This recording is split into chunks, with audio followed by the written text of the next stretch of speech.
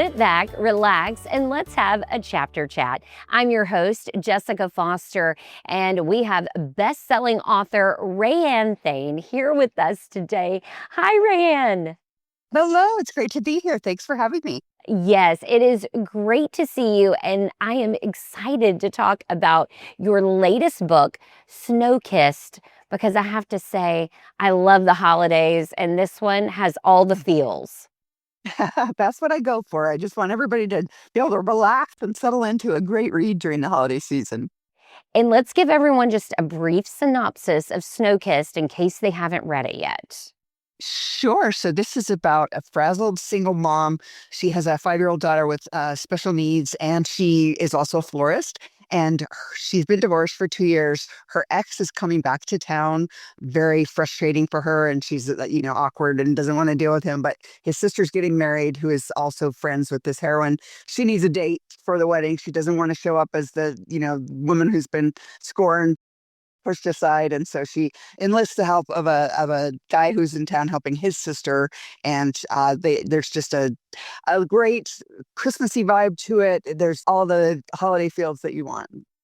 And what I was so impressed with is that you do deal with some tough topics. I do. It's not there's definitely a depth to it in terms of this is about a mother learning how to deal with custody issues with an ex-husband who's not necessarily the best father all the time. He wants to be, but he's not super great. So that's part of it.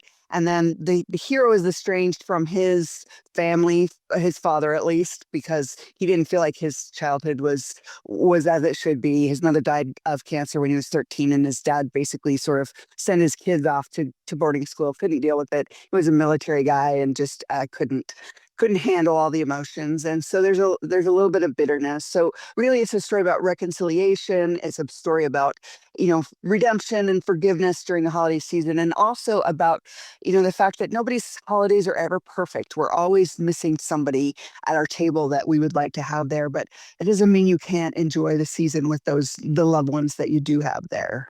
Oh, that is such a great point. I think sometimes we can get so caught up in that, like what we don't have, that we miss what we do have.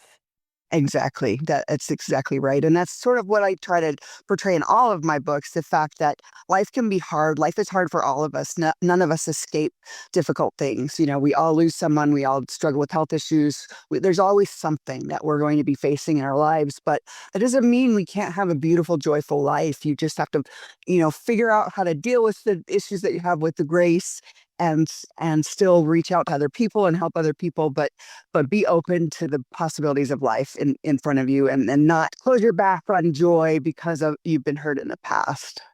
And one of the characters in the book is a special needs child, as you mentioned. Was there a particular someone in your own life that inspired this character? There was. So we have a 28-year-old son who has severe disabilities. He has cerebral palsy, he's nonverbal, non-mobile. And so, he's been part of my journey from the beginning when I started writing. In fact, I think I sold my 5th book the week that I had him. And so through being his mom, I have a deep appreciation for special needs moms.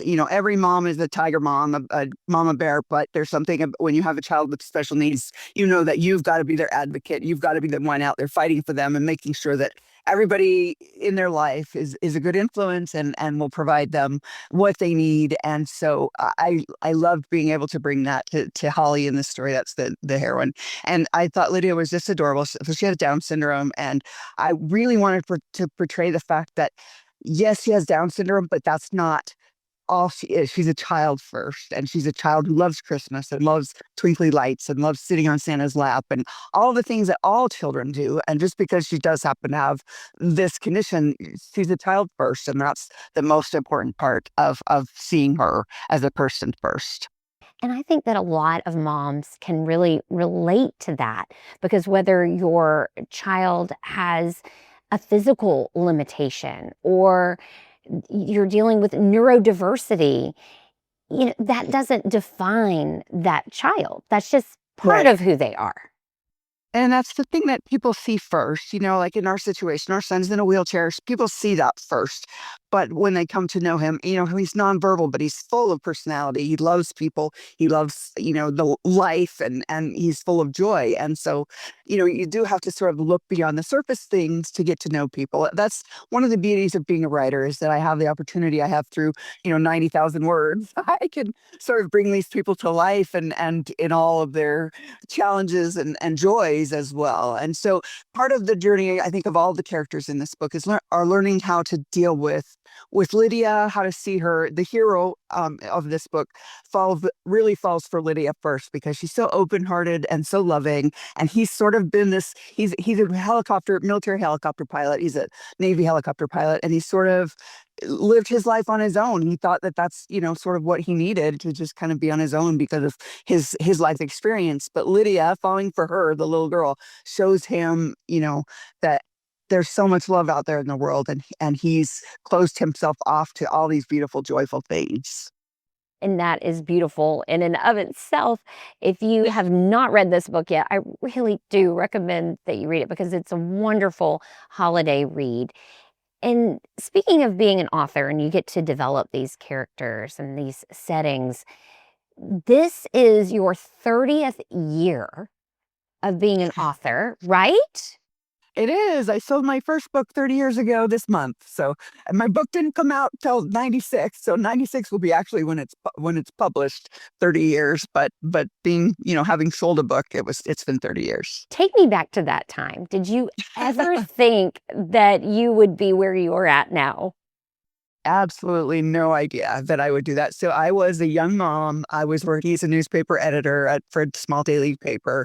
I had this dream of writing a book. I'd been reading romance novels since I was young. My mom was a big romance reader, and so I loved them. And I really just thought, I can write. I mean, I've been a reporter and an editor for 10 years. I know how to tell a story, so why don't I try? So I sat down to try. When our daughter was born, I was on maternity leave with her 35 years ago, and it took me 5 years of trying to figure out how to do this. I didn't know anything about writing fiction. I just read books about how to write fiction. If I found a book that I loved, I would reread it so I could kind of analyze what the author was trying to do.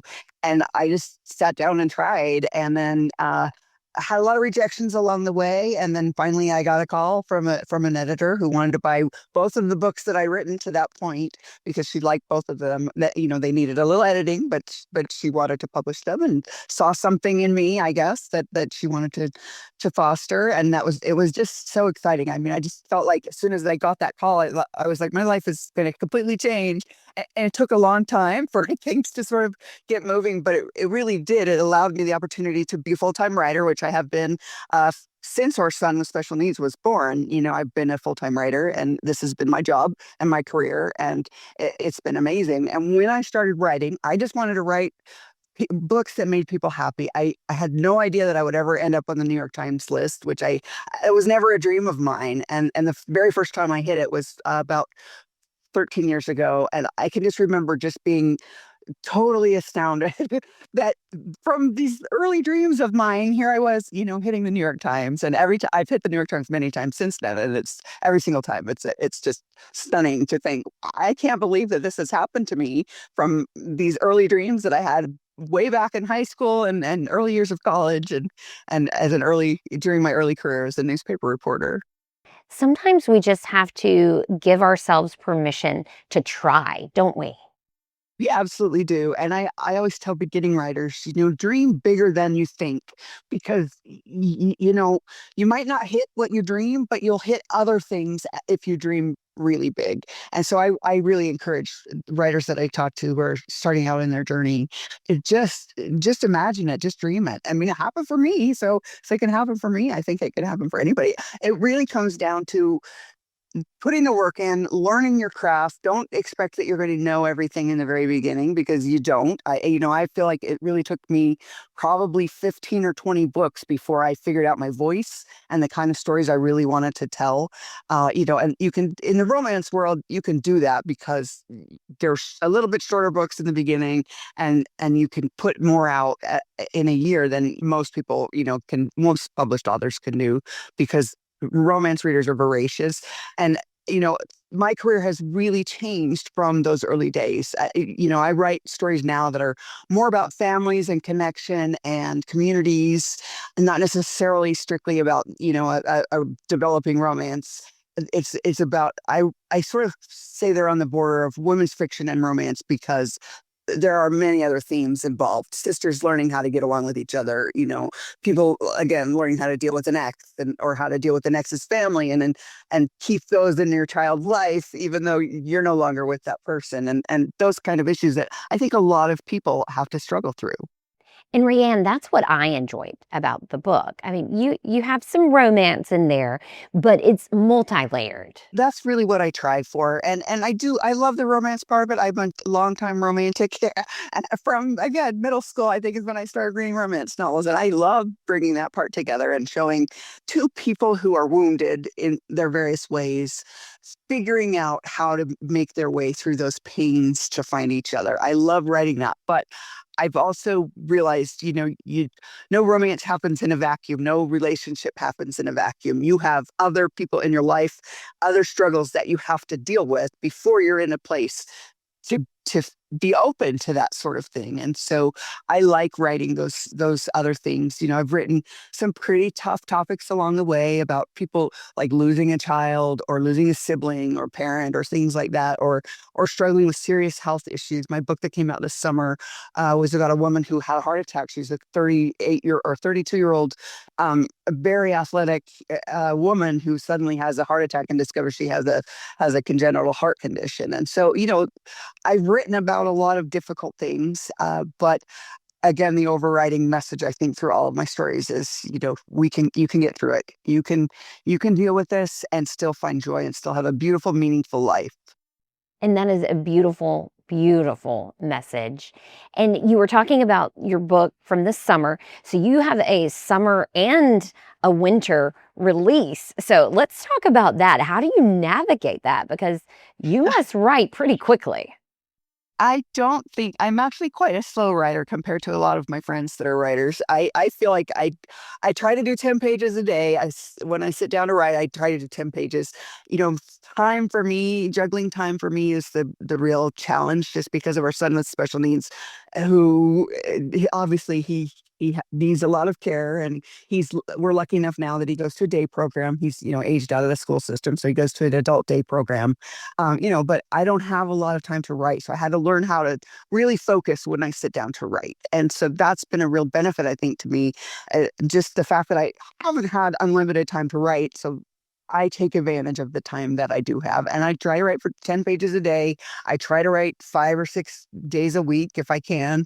When I'm on deadline, I'll write 3 or 4 hours during the day while he's at his day program. And then after he's in bed, I'll write for another couple of hours when I'm really, a month or two away from a deadline and really need to know I need to get my pages in. Sometimes that deadline, it really motivates us, doesn't it? Oh, always. It always motivates me. But, really, I've been on deadline for 30 years now. So there's at some point you think this is a lot of deadlines that I've had to deal with. And it's always stressful. So it's just part of the writing life.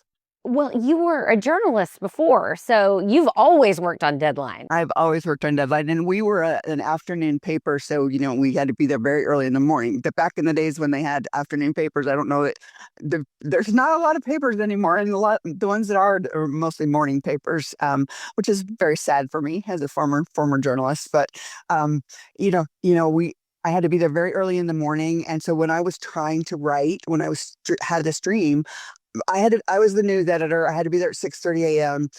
I would get up at 4:30 so that I could write for an hour before I would go to work. And so I just learned that I had to take time where I could find it. I do think that that's something that beginning writers, again, need to understand, that the time is never going to be perfect to write. You're never going to have exactly the beautiful writing system, and the beautiful surroundings. You just have to take it where you can get it. If that's a coffee shop on their lunch hour, that's great, because you'll accomplish things there. Busy people get more done. They do. I think that's very true because you have to learn how to manage your time and fill it with things, the most focus on the most important things. Sometimes, I have to let a lot of other things in my life go by the wayside because my main priority is our son. My second main priority are my readers and my deadlines. And we talked a little bit about how newspapers have changed over the years and the media landscape just continues to evolve.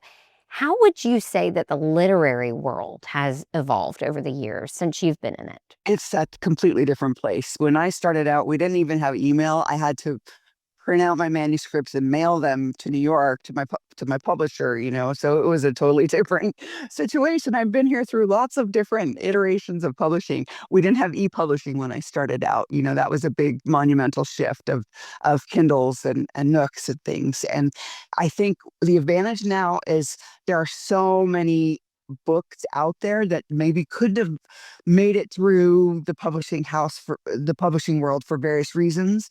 Now, if you have a story idea that might not fit what New York thinks is marketable right now, you can still have your book out there and still find readers, which is a wonderful situation to be in for readers and for authors. The fact that whatever kind of book you like, you can find that book out there somewhere, which I think is fantastic. I think there are many more opportunities for writers than there were when I started out. Many more, uh, by the same token, there's much more work that we have to do as authors. It's not just about writing the books. We have to do the marketing part. We have to have our social media going. We have to, e-publish. The indie authors are amazing because they have to do the covers. They have to do the send it out for editing. All those things that I just send my book to my editor and I don't have to worry about it at that point. They make all those publishing decisions, which is one of the advantages of being traditionally published. I don't have to be involved in all those other business side, but you really can't just write anymore, which is what I started out doing. I would just write my book and send it away, and that was it. But now there's much more to it than there was then. And I would also say the other monumental shift was TikTok in the last, 4 years, 5 years. Since TikTok sort of took over, they've really taken over the publishing world because Book Talk has such a huge impact on books and say the books that get into stores, the books that sell, the books that readers are looking for. Book Talk is where it's at for that sort of thing. And it's fascinating and mind-blowing at the same time. Right, it is. I love the idea that there's so many more people reading, I think, too, for pleasure, which is so great for me that there's I love seeing people read and people are reading books, which I thought, when ebooks came along, we all thought, well, that's the end of the paperback, but people really want trade paperback size, hardcover size. That's what really is driving the book talk world right now. And I love that because I'm a person who likes to have a book in my hand. Right. And so many readers do. And I love that it's so many younger readers want that. And I think it's because they're on their phones most of the time, most of the day. They want something away from that they can just focus on the story and get lost in a story. They need that immersion factor, which, if you're reading on a Kindle, it's too easy to set it down, or reading on your iPad or whatever. It's too easy to flip over and go on Facebook or whatever social media do. So I think they like the fact that they can step away from the digital connection that's always there. Yeah, I think that's a good point. And I've said this before on this podcast. Younger readers have made reading cool again. Absolutely, which is fabulous. I love it. And I love the fact that so many have entered that world that maybe wouldn't have otherwise had it not been for Book Talk, seeing a book on Book Talk that sparks their interest and going after it. And then they fall in love with other authors. And it's really great for all of us. It's been just a wonderful thing to see. But it's kind of one more thing that you have to learn too. Yeah, it is. And, some of us old timers are like, I don't know that I could do one more social media thing. You figure it out. How did you get into writing novels that were centered around the holiday season, around Christmas? The very first holiday book I wrote was it was bizarre because it's the only book that has ever kind of come to me in a dream. I had this idea about a woman who had several kids, was a widow, and moved to this ranch, and I just, the whole idea came to me in a dream, which has never happened to me before. And I just emailed my editor and said, hey, I have an idea for a Christmas book. What do you think about this? And she loved the idea. So we went with it from that point. And then I just realized it fits so well with the kind of stories that I like to tell, which are, again, about family and about community and about helping other people. I think that's a common theme in a lot of my books is, figuring out how to reach outside of yourself and help other people and lift other people. And that fits so great with the holiday season. And my books are cozy and warm. And, I've had reviewers call them hot chocolate, which I'm totally great with because I think we need that. And especially during the holiday season, we need something we can sink into and put the stress of the season aside, but still enjoy the magic and the sparkle and all the fun things about the holiday season. And when you're writing, it's not the holiday season because you have to write way ahead of time. So how do you get yourself in that holiday mood? Do you have like a Christmas tree up year round?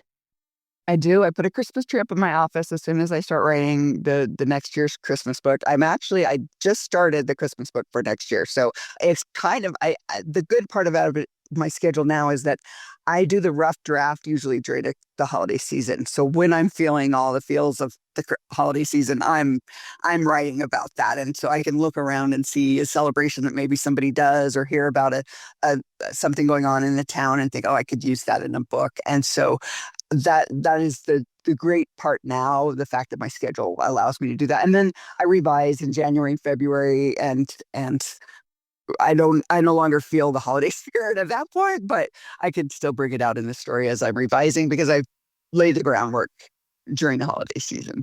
So yeah, I'm starting next year's Christmas book right now. I've got the Christmas tree up in my office. I'm ready to go and get in the mood. Oh, I love that. Can you give us any hints about what that's going to be about, or is it still top secret? It's not secret at all. In fact, so Snowkissed is the third book in a Christmas only series that I've been writing. The first book came out a couple of years ago, and it was called Christmas at the Shelter Inn. Last year's book was called The December Market, and then Snowkissed is this year. Holly is a twin. She has a twin sister named Hannah, and I'm writing Hannah's book now. So she's a music therapist, and she ends up being an emergency foster mom to a couple of kids during the holiday season. And it's a kind of a reunion story, but she's got a lot of issues she needs to work through as well. And it's been really fun sort of laying the groundwork for that. I'm not very far into the story right now. I'm still kind of tweaking all the possibilities and plotting the story out, but I'm excited to sit down and get going on it. See, I love how you incorporate these real life topics that can be tough to talk about or to navigate, but you do it in such a relatable way. Well, I hope so. And I hope that if a reader, might be struggling with something in their own life, they can see my characters going through problems and find a little bit of hope. I've actually had readers reach out to me and say that that's what they get out of my books, that I might not be talking about exactly what they're going through, but as they see my characters struggle and strive and try to be better people, it gives them a little bit of spark to keep going in whatever struggles they're going through. Are there ever days where you wake up and you're like, you know what, I'm not feeling it today? There are quite a few days when I do that, but it's my career, it's my business, and so you make yourself. I'm not one who believes in writer's block. I feel like yes, there can be times when the ideas might not be there, but if you sit down and write, something will come, even if it's not exactly what you want to need to be writing right now. You can write something, even if it's a scene ahead of where you are. So I do feel like there's just it takes hard work, and that's part of it. And even if you don't feel like it, you just sit down and it will come. There are times when I am stuck in a scene, and in those cases, I have a little dog. I'll take her for a walk, and usually the answer will come to me as I'm walking with her. So I sometimes plot, well, reporting is a little bit different, but when I am doing a major, like, say, investigative piece or long form program and I'm stuck, sometimes things come to me when I'm in the shower. Oh, showers, everybody tells me that, and it happens for me too. There's something about that running water, and you're just in a place where you don't have any other distractions, when you're in the shower, and it is a very creativity-inducing place. I know, it's so funny. I even remember as a young girl, and maybe I was doing some schoolwork and I would get stressed out. Maybe I was writing a research paper or something. And my mom would always tell me, go take your bath and then come back to it. Moms are always right, aren't they? They are. They know. Yeah, I wouldn't be a writer if it were not for my mom. I was very much involved in drama and debate when I was in high school, and that's sort of what I wanted to be a drama teacher. And my mom said, you need to sort of widen your field and look into something else. And because I was a voracious reader, she said, "Well, try journalism, take a journalism class." And then as soon as I started that, I was like, "Oh, this is what I love. I love telling stories." And I was doing that on the drama stage as well, but doing it in the written word had a whole different feel to it. And so because of my mom, here I am. Oh, I love that. And how long did you spend in the journalism world before you transitioned? So 10 years. I graduated with a degree in journalism, and then I worked while I was in school at the daily newspaper here. I was a sports reporter for them because they hired, a couple of journalism students to be part-time sports reporters. So I did that. And then I was a reporter for 7 years. No, a reporter for 4 years, and an editor for about another 5 years.